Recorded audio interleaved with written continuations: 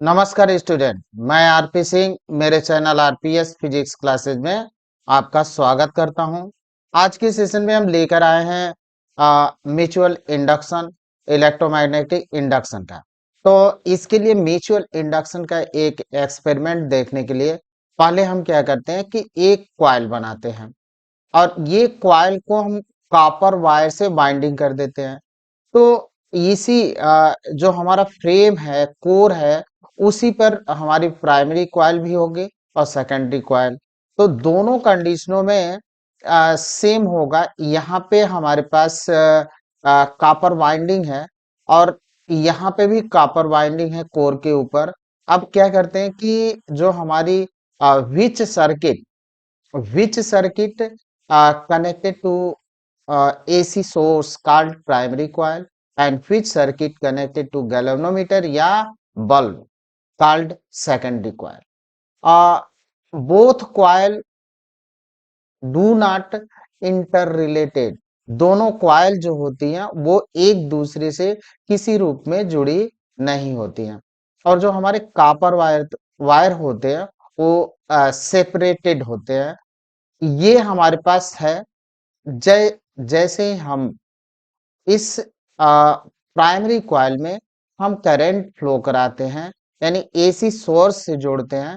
तो करंट जब फ्लो कराएंगे तो क्या होगा, यहाँ पे हमारे पास है। जब हम प्राइमरी में करंट को फ्लो कराएंगे तो इससे फ्लक्स लिंक होगा, यानी सेकेंडरी कॉइल से फ्लक्स लिंक होगा अकॉर्डिंग टू फैराडे लॉ। और जब हम प्राइमरी कॉइल में करंट को चेंज करेंगे तो सेकेंडरी कॉइल में फ्लक्स भी चेंज होगा और due to flux change induce EMF produce होगा। और अगर हमारा सर्किट क्लोज्ड हो तो इंड्यूस करंट भी फ्लो होगी। तो यहाँ पे हम क्या करते हैं, ये है हमारे प्राइमरी कॉइल। अब इसको हम प्राइमरी कॉइल को एसी सोर्स से जोड़ देते हैं। तो देखिए, जैसे ही हमने एसी सोर्स से जोड़ा तो करंट फ्लो हुई और प्राइमरी कॉइल से जो मैग्नेटिक फील्ड इसके अराउंड प्रोड्यूस हुआ, वो मैग्नेटिक फील्ड के कारण ये सेकेंडरी कॉइल से फ्लक्स लिंक होते हैं। और जब सेकेंडरी कॉइल से फ्लक्स लिंक होते हैं तो प्राइमरी में अगर करंट को हम चेंज करते हैं तो सेकेंडरी कॉइल में फ्लक्स हमारे चेंज होते हैं। और फ्लक्स चेंजिंग के कारण अकॉर्डिंग टू फैराडे लॉ के अनुसार सेकेंडरी कॉइल में फ्लक्स चेंज होता है और फ्लक्स चेंज के कारण इंड्यूस ईएमएफ प्रोड्यूस होता है। और इंड्यूस अगर कॉइल हमारी या सर्किट कहें कि क्लोज्ड है तो सेकेंडरी कॉइल में या सर्किट में करंट इंड्यूस करंट फ्लो होने लगती है और ये गैल्वेनोमीटर डिफ्लेक्शन प्रोड्यूस करता है। ये एक एक्सपेरिमेंटल शो था। एक्सपेरिमेंटली हम लोगों ने देखा कि प्राइमरी कॉइल में हमने जब करंट एसी सोर्स से जोड़ा तो सेकेंडरी कॉइल में गैल्वेनोमीटर लगा है, उसमें डिफ्लेक्शन होने लगा। अगर करंट के डायरेक्शन को हम रिवर्स कर दें तो गैल्वेनोमीटर में भी डिफ्लेक्शन रिवर्स हो जाएगा। अगर हम इस गैल्वेनोमीटर को रिप्लेस कर दें बल्ब के थ्रू, 6 वोल्ट का बल्ब लगा दें तो वो बल्ब ग्लो कर जाता है। यानी इसको हम क्या करें, एक बल्ब के थ्रू जोड़ दें। तो देखिए यहाँ पे हमने बल्ब जोड़ दिया और जब बल्ब जोड़ दिया और जैसे ही हम करंट को फ्लो कराते हैं तो करंट हमारा फ्लो होता है और बल्ब जो होता है ग्लो कर जाता है। यानी बल्ब हमारा ग्लो कर गया। मीन्स सेकेंडरी कॉइल में induce EMF and induce current produce होती है और उसके कारण फ्लक्स जो होता है चेंजिंग होने के कारण इंड्यूस ईएमएफ प्रोड्यूस होता है और इंड्यूस करंट होती है और बल्ब हमारा ग्लो करता है। अब ये फिनोमिना क्या है, म्यूचुअल इंडक्शन की फिनोमिना क्या है। हम इस तरह से कहें कि अगर हमारे पास पास दो कॉइल है और किसी एक कॉइल में अगर करंट को चेंज करें, करंट को वैरी करें, तो दूसरी जो नेबरिंग कॉइल होगी उसमें इंड्यूस ईएमएफ प्रोड्यूस होता है। इंड्यूस ईएमएफ प्रोड्यूस होता है। This phenomena is called mutual induction. इस फिनोमेना को म्यूचुअल इंडक्शन कहा जाता है। तो है क्या म्यूचुअल इंडक्शन? अब यहाँ पे हम देखते हैं कि हमारे पास एक प्राइमरी कॉइल है, ये हमारी प्राइमरी कॉइल है, ये हमारी सेकेंडरी कॉइल है। और जब हम प्राइमरी कॉइल को आ, यहाँ पे बैटरी या सेल से कनेक्ट करते हैं और इस की को प्रेस करते हैं, इस की को जब हम प्रेस करते हैं तो इसमें करंट, प्राइमरी में करंट फ्लो होने लगती है। और ये करंट जब हमारी फ्लो होती है तो जो कॉइल है उसके चारों ओर मैग्नेटिक फ्लक्स लिंक हो जाते हैं, यानी मैग्नेटिक फ्लक्स क्रिएट होते हैं। और पास रखी जो हमारी सेकेंडरी कॉइल है उससे फ्लक्स पास होते हैं और फ्लक्स सेकेंडरी कॉइल से भी लिंक होते हैं। Due to variation of current या changing of strength of current, strength of current को चेंज करने से फ्लक्स में चेंजिंग होती है। अकॉर्डिंग टू फैराडे लॉ के अनुसार सेकेंडरी कॉइल में इंड्यूस ईएमएफ प्रोड्यूस होता है। और अगर हमारा कहे कि सर्किट क्लोज है तो इंड्यूस करंट भी प्रोड्यूस होती है और इस ग्लोबोमीटर में डिफ्लेक्शन शो होता है। अब इसमें जो इंड्यूस करंट होगी उसका direction according to Lenz law के अनुसार होगा।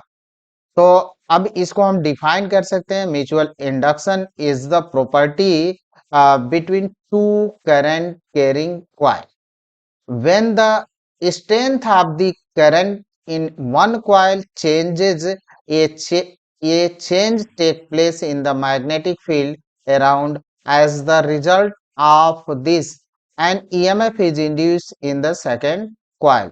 This phenomena is called mutual induction. इसी फिनोमेना को बोला जाता है म्यूचुअल इंडक्शन। यानी ये कह रहा है कि mutual induction is the property between to current carrying coil when the strength of the current in one coil changes. अगर हम करंट के स्ट्रेंथ को एक कॉइल में चेंज करते हैं तो ये चेंज दूसरी कॉइल में, ये changes takes place in magnetic field around. As the result of this an EMF is induced in the second coil. This phenomena is called mutual induction. ये है म्यूचुअल इंडक्शन की फिनोमेना। यहाँ पे हमारा the induction of current in coil 2 due to variation of flux in the first is called mutual induction. यानी हम कहें कि जो हमारी वेरिएशन हो रहा है induction of current in coil 2 में जो करंट उत्पन्न हुई due to variation of flux in one, first coil में जो वेरिएशन हुआ, then variation of flux in the one is called mutual induction. इसको हम फर्स्ट कॉइल मान लेते हैं और इसको सेकंड। जैसे हमने की को प्रेस किया तो इसमें करंट वैरी करने लगी और करंट वैरी किए तो ये हुआ कि इससे फ्लक्स भी पास हुआ और इस सेकेंडरी कॉइल से भी फ्लक्स पास हुआ। तो इसमें करंट का direction according to Lenz law होगा और करंट का डायरेक्शन प्राइमरी कॉइल यानी फर्स्ट कॉइल में जो करंट का डायरेक्शन है उसके अपोजिट होगा और चेंजिंग का अपोज करेगा। तो यहाँ पे जो करंट का डायरेक्शन होगा कुछ इस तरह से होगा इसमें, और गैल्वेनोमीटर में डिफ्लेक्शन ऐसे होगा। ये था म्यूचुअल इंडक्शन।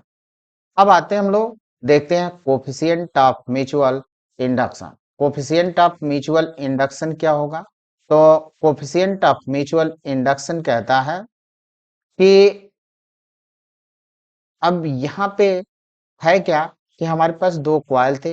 अब हम मान लेते हैं कि कॉइल फर्स्ट में I1 करंट फ्लो हो रही है और कॉइल फर्स्ट में नंबर्स ऑफ टर्न्स जो है n है या n1 है और सेकेंडरी कॉइल में नंबर्स ऑफ टर्न्स जो है n2 है। ये हम सपोज कर लेते हैं, तो लेट यहाँ पे लिए कि I1 current in coil first और n2 numbers of turn coil 2।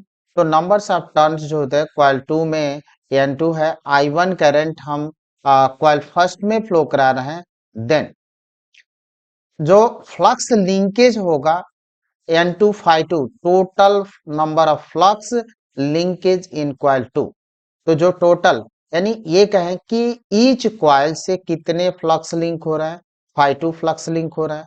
तो नंबर्स ऑफ टर्न अगर n2 है तो टोटल फ्लक्स लिंक जो होंगे n2 phi2। और ये देखा गया कि जो हमारा टोटल फ्लक्स है वो डायरेक्टली प्रोपोर्शनल होता है करंट इन फर्स्ट कॉइल। तो जो करंट इन फर्स्ट कॉइल होती है total flux in second coil के प्रोपोर्शनल होती है। तो n2 phi2 proportional to I1। अब इसको हम प्रोपोर्शनलिटी हटाते हैं और इसको हम लिखते हैं n2 phi2 equal to m I1। अब इस m को ये कहलाता है प्रोपोर्शनलिटी कांस्टेंट और इसको बोलते हैं कोएफिशिएंट ऑफ म्यूचुअल इंडक्शन या इंडक्टेंस। अब m इक्वल टू कितना हो सकता है, m equal to n2 phi2 upon I1। अब इस I1 को मैथमेटिकली डिफरेंशियल निकालना है हमको। तो इस I1 को हम सपोज कर लेते हैं कि यूनिट है, यानी जो फर्स्ट कॉइल है उसमें यूनिट करंट फ्लो हो रही है। तो then m equal to n2 phi2 upon I1। अब if I1 equal to 1 then m equal to n2 phi2, hence the coefficient of mutual induction of two coils is equal to the number of magnetic flux linkage in coil 2 when unit current flow in the other coil।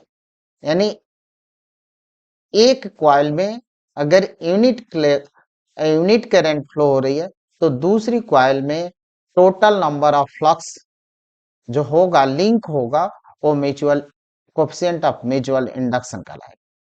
यानी coefficient of mutual induction of two coils is equal to the number of magnetic flux linkage in coil 2। Coil 2 तो ये concept के लिए है, हम किसी में एक में ये प्रोसेस अपनाए तो दूसरे में यही घटना होगी। When the unit current flow in the other coil. तो अदर कॉइल में अगर यूनिट करंट फ्लो हो तो total number of flux linkage in neighbouring coil is called coefficient of mutual induction. तो ये कहलाता है। अब यही डेफिनेशन हम निकाल सकते हैं दूसरे अवे में, यानी सेकंड डेफिनेशन हम निकालते हैं। तो फैराडे लॉ क्या कहता है, फैराडे लॉ कहता है कि induce EMF is equal to negative rate of change of flux. तो ये induce EMF in coil 2 according to Faraday law. Faraday law के अनुसार सेकंड कॉइल में इंड्यूस ईएमएफ जो होगा वो negative rate of change of flux होता है। अब ईच टर्न से होंगे और नंबर्स ऑफ टर्न्स n2 है तो हम n2 को मल्टीप्लाई कर देंगे। हर टर्न से इंड्यूस ईएमएफ प्रोड्यूस होगा, लिंक होगा। तो ये हुआ। अब यहाँ पे थोड़ा सा डिफरेंशिएशन का कॉन्सेप्ट लेना होगा। और अगर हमारे पास differentiation d by d x और ये एक्स पावर एन, यानी यहाँ पे देखा जाता है एक्स है और यहाँ पे एक्स है, तो एक्स के रिस्पेक्ट से डिफरेंशिएशन कर रहा है तो ये वाला टर्म कांस्टेंट होता है, उसको हम करते हैं आगे। तो ये और D upon D X X power N ये होगा। तो अब इस n2 को हम इसके अंदर ला लें, कांस्टेंट है तो इसको हम अंदर करें तो लिख सकते हैं d minus D upon D T n2 phi2। और n2 phi2 जो मिला था हम लोगों को वो था m I1। तो इसके जगह पर हम रख देते हैं m I1। तो E2 equal to minus D upon D T m I1। अब ये हमारा कांस्टेंट है, इसको हम डिफरेंशिएशन से बाहर करेंगे तो इसको लिख सकते हैं E2 equal to minus D upon D T m I1। m को बाहर निकालते हैं तो डी आई वन अपॉन डी टी। अब यहां से हमको इसको निकालना है, तो m equal to minus E two upon D I one upon D two. अब अगर इसको यूनिट कर दें तो हम लिख सकते हैं M equal to minus E two. Then hence the coefficient of mutual induction of two coils is numerically equal to induced EMF in coil 2 coil when the rate of change of current in the other coil is unit। यानी rate of change of other coil is unit, then induced EMF is equal to coefficient of mutual induction is equal to induced EMF in first coil। इस तरह से कर सकते हैं। The coefficient of mutual induction of two coil is numerically equal to induced EMF in coil 2 when the rate of change of current in the other coil is unity। अगर unit है तो ये था डेफिनेशन हम लोगों का coefficient of mutual induction का। Unit of mutual inductance देखते हैं, तो हम लोगों ने फॉर्मूला फाइंड किया था M equal to E two upon D I one upon D two. अब हम क्या करते हैं, ई टू यानी ये ईएमएफ है, पोटेंशियल डिफरेंस है, पोटेंशियल डिफरेंस का वोल्ट होता है, आई वन करंट है एम्पियर और ये टाइम है तो एम्पियर अपॉन सेकेंड, तो वोल्ट पर एम्पियर पर सेकेंड। अब ये सेकेंड वाला टर्म ऊपर जाएगा तो वोल्ट सेकेंड पर एम्पियर, और इसी को बोलते हैं हेनरी, तो ये कहलाता है हेनरी। एक कॉन्सेप्ट और यहाँ पे बताएंगे, यूनिट जब लिखी जाती है किसी भी फिजिकल क्वांटिटी की, तो अगर किसी वैज्ञानिक के नाम पर है तो जनरली इंग्लिश लिखने का तरीका यह है कि हम लोग कोई नाउन है तो फर्स्ट लेटर को कैपिटल लिखते हैं, बट यूनिट जब लिखा जाता है तो स्मॉल लेटर से ही लिखा जाता है। जैसे अगर आप न्यूटन नाम लिख रहे हैं तो न्यूटन लिख रहे हैं, उस कंडीशन में तो एन कैपिटल होगा, लेकिन जब इसको यूनिट के रूप में आप लिख रहे हैं तो ये होगा। लेकिन अगर आप शॉर्ट में लिख रहे हैं तो केवल एन लिख रहे हैं तो वो कैपिटल में लिखा जाएगा यूनिट के लिए। तो यहाँ पे हेनरी जोसेफ हेनरी अमेरिकी वैज्ञानिक थे, सेल्फ इंडक्शन की घटना खोज की थी, और उन्हीं के सम्मान में हॉनर में जो सेल्फ इंडक्शन और म्यूचुअल इंडक्शन है उसके यूनिट दिए गए, तो ये हेनरी इसकी यूनिट होती है। अब आते हैं हम कैलकुलेशन ऑफ, वो देखते हैं रेसिप्रोसिटी थ्योरम होता क्या है एक्चुअल में। अभी हम लोगों ने कैलकुलेट किया था, अब यहाँ पे ये लिख रहे हैं mutual inductance of coil 2 with respect to 1, mutual inductance of coil first with respect to 2, और ये हमने मान लिया कि से एम इक्वल टू है। देन हम लिख सकते हैं e two equal to minus m d I one upon D t, और यही बात E1 के रूप में कर सकते हैं minus m d i two upon D t. अगर फ्लक्स के टर्म में देखें तो m one two equal to n two phi two upon I one, और m two one equal to N one phi one upon I one. Reciprocity theorem कहता क्या है, कहता है कि mutual induction is the property between combination of coil, यानी mutual induction is the property between two coils depends there combination. ये matter नहीं करता है कि किस कॉइल को हम फर्स्ट मानेंगे और किस कॉइल को सेकंड मानेंगे। अगर सपोज करें कि हमारे पास दो कॉइल है इस तरह से, और इसमें अगर हम करंट की चेंजिंग करेंगे फर्स्ट कॉइल में, तो जो सेकंड कॉइल है पास रखी नेबरिंग कॉइल है उसमें इंड्यूस ईएमएफ प्रोड्यूस होगा। अगर हम सेकंड में करंट को चेंज करें तो फर्स्ट में इंड्यूस होगा। तो डज नॉट मैटर, ये मैटर नहीं करता है कि फर्स्ट हम किसको कहें और सेकंड किसको कहें। अगर एक में करंट चेंजिंग होगी तो दूसरे में इंड्यूस ईएमएफ प्रोड्यूस होगा। तो रेसिप्रोसिटी थ्योरम यही कहता है। अब आते हैं हम लोग mutual inductance between two concentric coaxial plane coil. अगर म्यूचुअल इंडक्शन देखना है कि कंसेंट्रिक कोएक्सियल प्लेन कॉइल यानी सर्कुलर कॉइल है हमारे पास दो, तो उनका म्यूचुअल इंडक्टेंस कितना हो। अब इसका कॉन्सेप्ट देखिए कि किसी भी कॉइल का म्यूचुअल इंडक्टेंस फाइंड करना हो तो फर्स्ट ऑफ ऑल हम करेंगे क्या कि दो कॉइल की प्रॉपर्टी है म्यूचुअल इंडक्शन, तो हम एक कॉइल में करंट को फ्लो कराएं और अगर हमारे करंट फ्लो हो रही है तो दूसरे कॉइल से फ्लक्स लिंकेज होगा, तो हम कैलकुलेट करेंगे फाइव और दूसरे कॉइल के लिए, और ये होता है बी इंटू ए। बी इंटू ए, तो ये हमने लिया बी इंटू ए। पहले तो हमने ये कैलकुलेट कर लिया, फिर नंबर्स ऑफ टर्न्स जो होंगे उसको हम मल्टीप्लाई कर देंगे, तो N two phi two equal to n two B a, और बी में करंट भी आएगी। अब एन टू फाइव टू और इसमें हमने जो फर्स्ट कॉइल है करंट को डिवाइड कर देंगे, देन हमको फाइनली रिजल्ट मिल जाएगा, तो N two B A upon I one, ये हमारा रिजल्ट होगा, यही यम था। तो इस तरह से हम फाइंड कर सकते हैं। तो आइए यहाँ पे हम देखते हैं कि हमारे पास दो कॉइल हैं और एक का सेंटर C1 है और दूसरे का सेंटर C2 है, पास पास रखी गई हैं। इस कॉइल में इस तरह से करंट फ्लो हो रहा है, ऐसे करंट फ्लो हो रही है।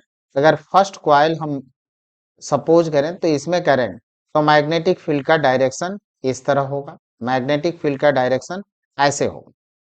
तो यहाँ पे जो फ्लक्स लाइन है वो इस डायरेक्शन में ओरिएंटेड होंगी, और जो फ्लक्स यानी एनर्जी प्राइमरी यानी प्राइमरी कॉइल में उत्पन्न हुआ वो सेकेंडरी से भी पास होता है, और फ्लक्स में चेंजिंग के कारण सेकेंडरी कॉइल में इंड्यूस ईएमएफ प्रोड्यूस होता है और इंड्यूस करंट प्रोड्यूस होती है अकॉर्डिंग टू फैराडे लॉ।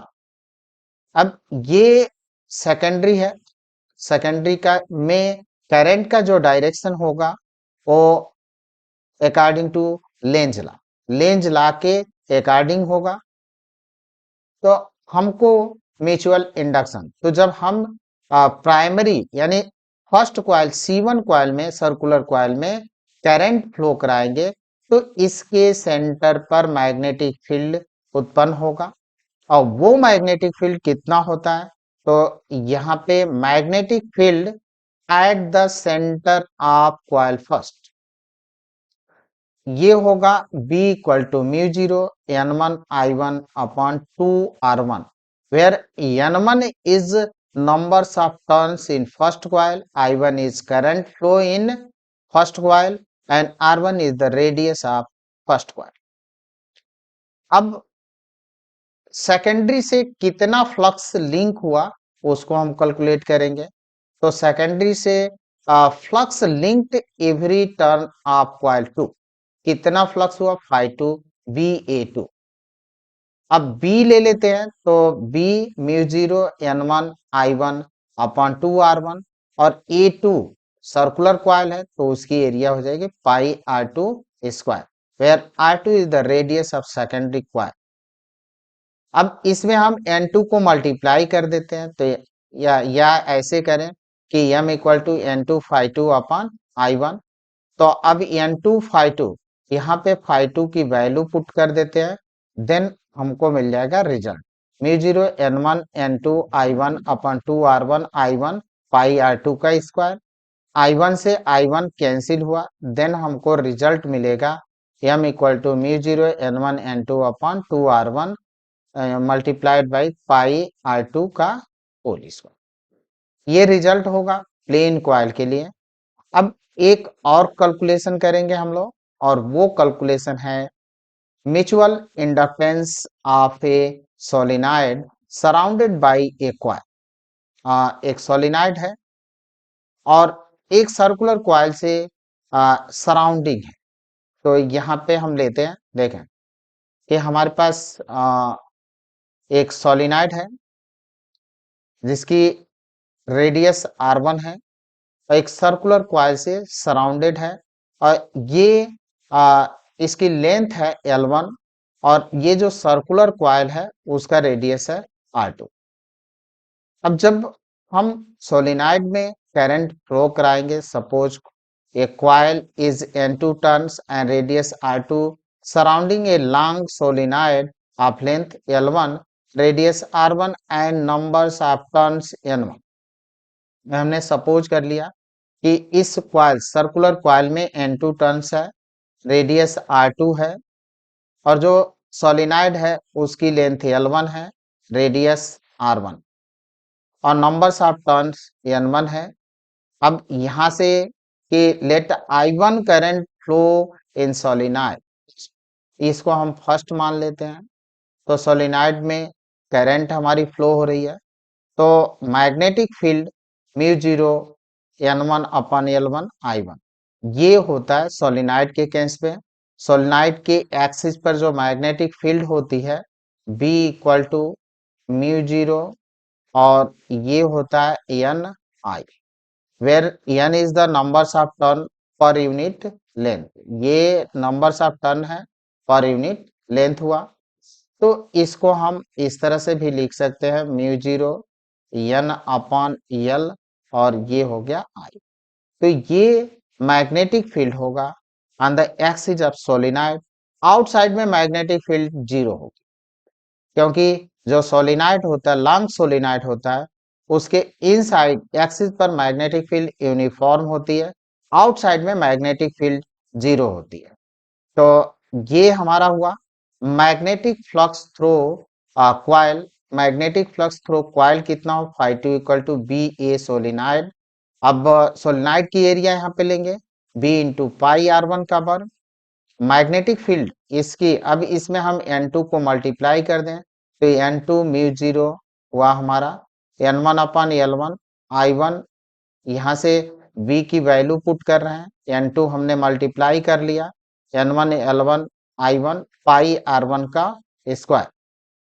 अब यहाँ से हम क्या करते हैं, इस I1 को खींचकर इसके नीचे ले आते हैं तो देन हमको मिल जाएगा N2 phi two upon I1 equal to N2 mu zero N1 upon L1 pi R1 का स्क्वायर।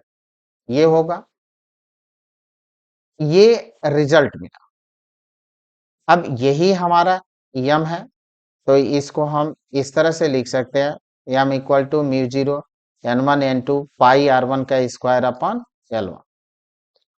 तो ये रिजल्ट होगा, रिजल्ट हुआ हमारे पास। अब आते हम लोग ये देख लेते हैं कि mutual inductance of two long solenoid.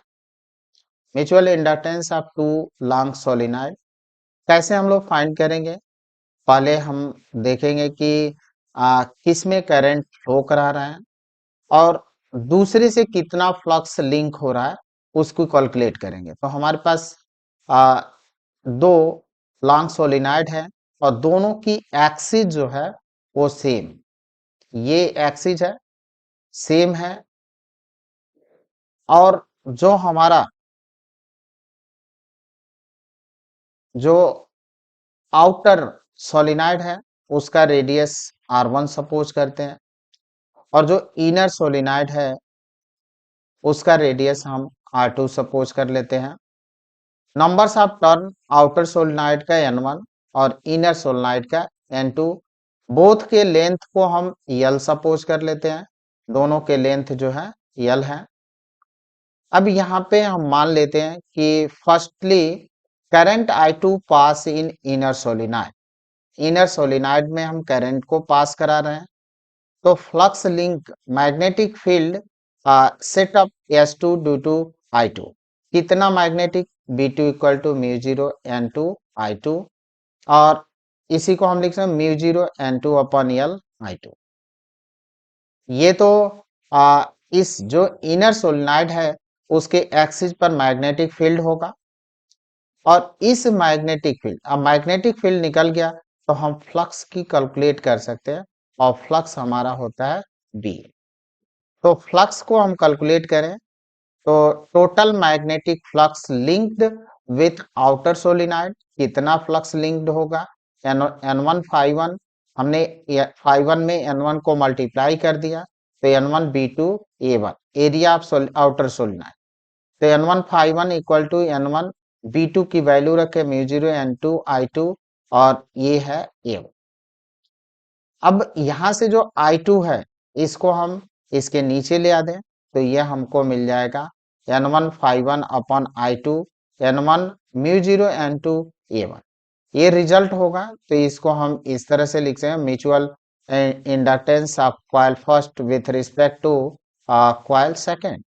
तो हम M one two equal to N one phi one upon I two, और ये एन वन म्यू जीरो यहाँ पे हुआ एन टू और ए वन, ये हमको रिजल्ट मिलेगा। M one two equal to mu zero N one N two. अब जो हमारे पास एन टू था उसके जगह पर हम लिख देंगे एन टू अपॉन एन, ये होगा। और ये एरिया, एरिया रखा पाई आर स्क्वायर। जो हमारी कॉइल होती है वो सर्कुलर होती है, सोलेनॉइड पर जो वायर वाउंड किए जाते हैं, तो हम इसकी एरिया जब फाइंड करेंगे तो पाई आर स्क्वायर। तो जो म्यूचुअल इंडक्टेंस निकला, अब इसी पर एक क्वेश्चन लेते हैं। क्वेश्चन है एसर्ट solenoid of radius A, number of turn per unit length n1 and length L is kept coaxially inside very long solenoid of radius b, number of turns per unit length n2, what is mutual induction of the system। तो mutual induction कितना होगा ये दे रखा है हमारा, mu zero pi b square n one N two l, b है इसका म्यू जीरो पाई ए square n one N two l square, c part है म्यू जीरो पाई ए square n one N two l, और d part है mu zero pi b square n one N two l square. Result ये true होगा। अब आते हैं कैसे true होगा वो हम आपको समझाते हैं। तो यहाँ पे हमने लिया एम इक्वल टू, हम लोग फाइंड कर चुके हैं म्यू वन एन टू, और अब पाई ए स्क्वायर, अब यहाँ पे यल था नहीं तो यहाँ पे यल था नहीं, ये था हम लोगों का निकला था mutual inductance of between two solenoid mu zero N one N two pi R, तो इनर का हम ले रहे हैं पाई ए स्क्वायर अपॉन ईयर। अब इसको सॉल्व करना है तो चूंकि कैपिटल एन में नहीं दिया है, और ये हमको मालूम है N upon L, numbers of turn per unit length equal to होता है स्मॉल एन। तो म्यू जीरो, अब इसी को एन वन से यल को हमको लाना है एन टू अपान में, तो यल को हम मल्टीप्लाई किए हैं, यल को ही डिवाइड किए हैं, तो इसको हम mu zero N one upon l को हम लिखेंगे l n one, N two upon l को लिखेंगे एन टू, और पाई ए स्क्वायर यल, ये रिजल्ट होगा। कोफिशिएंट ऑफ कपलिंग, कपलिंग क्या होती है, देखें कि कपलिंग का मतलब ये हुआ कि जो हमारा फर्स्ट कॉइल में फ्लक्स जनरेट हुआ उसी से कितना फ्लक्स सेकेंड कॉइल से पास हो। अगर कपलिंग परफेक्ट होती है तो जो फर्स्ट कॉइल में फ्लक्स जनरेट होता है वो टोटली फ्लक्स पास होता है सेकेंड कॉइल से। अगर कपलिंग परफेक्ट नहीं होती है तो जो फर्स्ट कॉइल में फ्लक्स जनरेट होता है वो टोटली पास नहीं होता। तो इसको इस तरह से डिफाइन किया जाए, the coefficient of coupling of two coils gives a measure of the manner in which the two coils are coupled together. Minor को बताता है और ये होता है k equal to m upon under root L1 L2। अब ये कर कि k lies between 0 to 1, k जो होता है 0 से 1 के बीच में होता है। अगर हमारी coupling when the coupling is perfect, तो k की वैल्यू मैक्सिमम होती है और वो होता है k equal to 1। When no coupling, यहाँ पे देखें कि अब इस फिगर में मैक्सिमम कपलिंग होगी, क्योंकि अगर इनर सोलिनॉइड में आई को अगर करंट को फ्लो कराएं, तो जो फ्लक्स फ्लक्स क्रिएट होगा, जनरेट होगा, वो टोटली फ्लक्स जो होता है सेकेंडरी कॉइल से पास होगा, यानी सेकेंडरी सोलिनॉइड से पास होगा। या सेकेंडरी में अगर हम करंट फ्लो कराएं तो प्राइमरी से पास होगा। तो इस तरह से हम कह सकते हैं।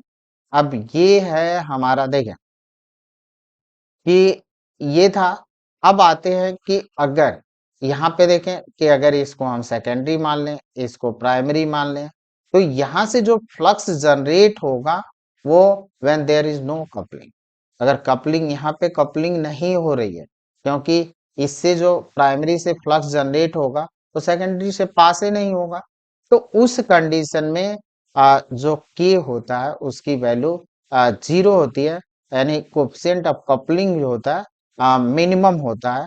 अब इसी को एक क्वेश्चन लेते हैं, और क्वेश्चन है for perfectly coupled coils the coupling coefficient should be equal to कितना होगा।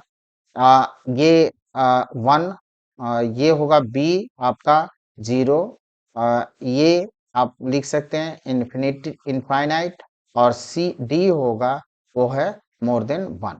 तो ये हम लोगों ने देखा कि फॉर परफेक्ट कपलिंग के लिए इसकी वैल्यू जो होती है 1 होती है। Thank you student. वीडियो अच्छी लगी हो तो लाइक करें, कमेंट करें, शेयर करें। धन्यवाद।